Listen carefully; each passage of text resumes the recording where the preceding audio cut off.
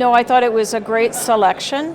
I was also very interested in the discussion of Iraqi politics, of the election that was coming, the Prime Minister's agenda as he laid it out, President Netanyahu's own perspective on things. So it was a good mix of regional and Iraqi issues. ئەم گفتوگۆیانە دەتوانێت ببێت بە بەشێک لە چارەسەر؟ I think so. We all go away with our minds packed full of these perspectives, and some of us are in government. I'm not in government now, but I talk to people in government, and these can help shape their perspective in different capitals. کەواتە ئێمە وەکو کورد دەتوانین هەم ڕۆڵمان هەبێ هەم کاریگەریمان هەبێت. I think it's already clear that the Kurds can, and I think the engagements between Iraqi Kurds and Syrian Kurds, as one example of that, is a stabilizing issue. I think that that the terms or the policies are still unclear for most of us. As you have seen, President Trump and his key senior people are engaged in a couple of big issues. One of them, the new discussions with Iran, also the effort to bring the conflict in Gaza to an end, also the effort to bring the war, Russia's war on Ukraine to an end.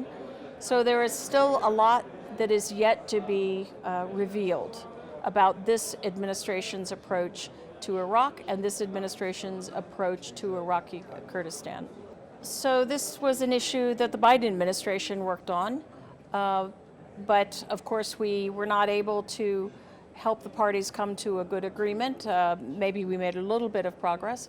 I would hope that when the Trump administration turns its attention to Iraq, it will be thinking about this as one of the really key pieces where perhaps Washington can help foster a good agreement.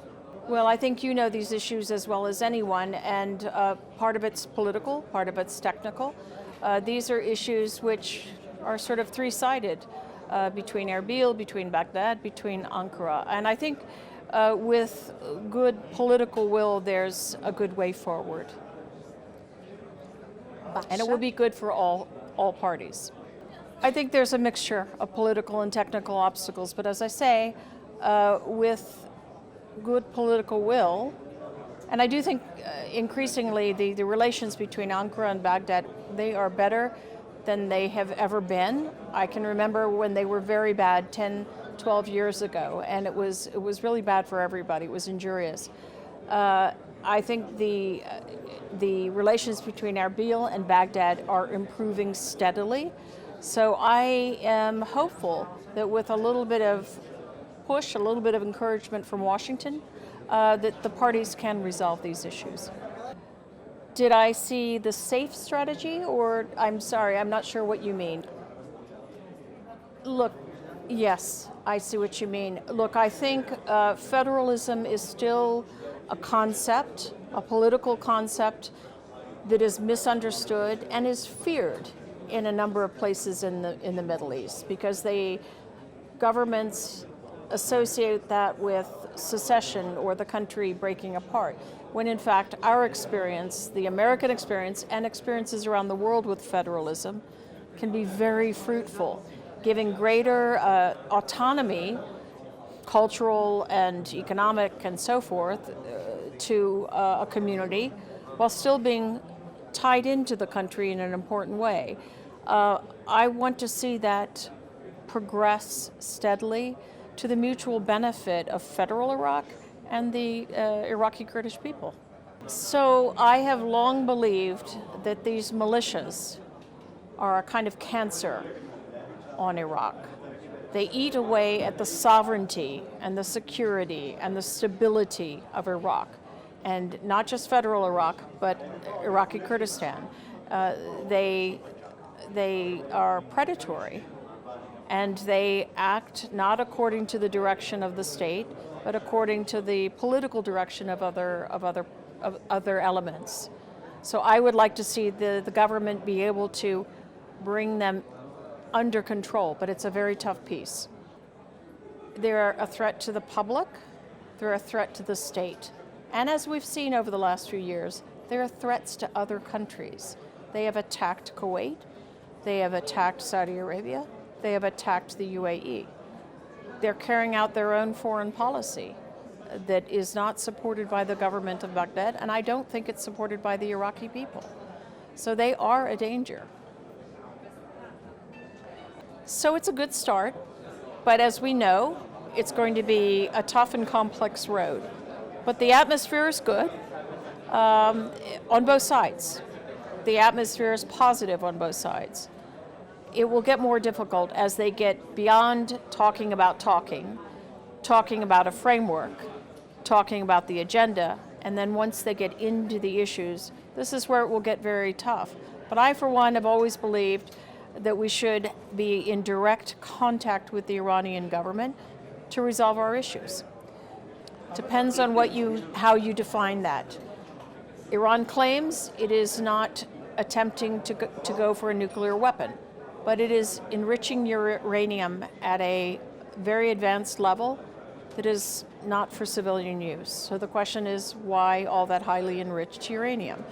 So the Trump administration has not yet defined what it wants to do in full. So that is where things will get tough.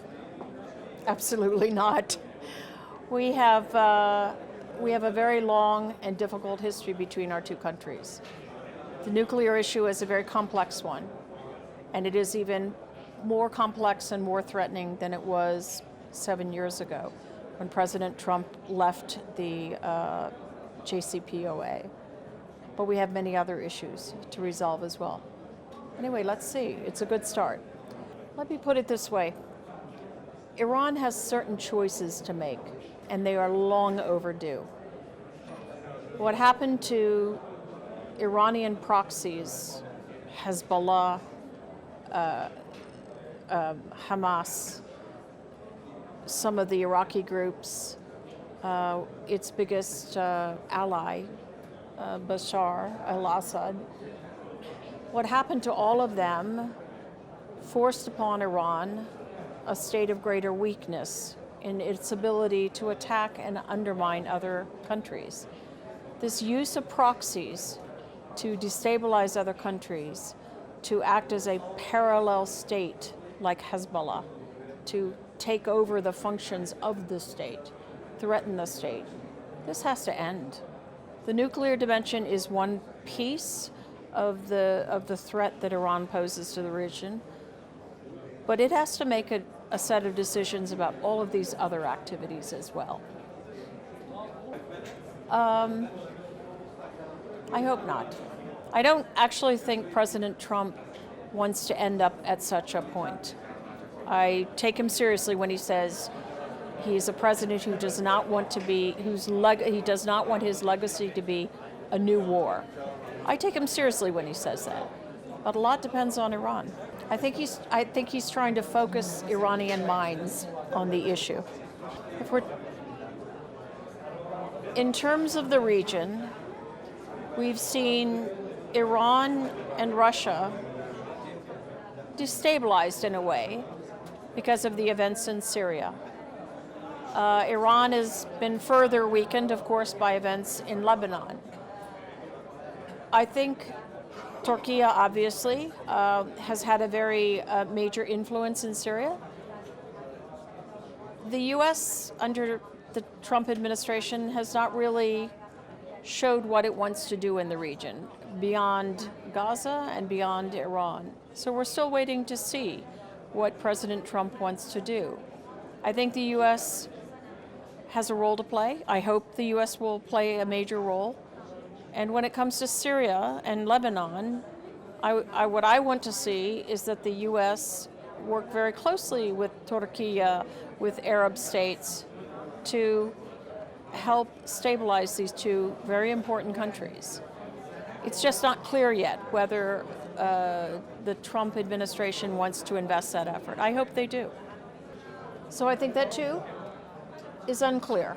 There is a lot, unfortunately, that is still not clear about where the Trump administration wants to go on Rojava and on a series of other questions.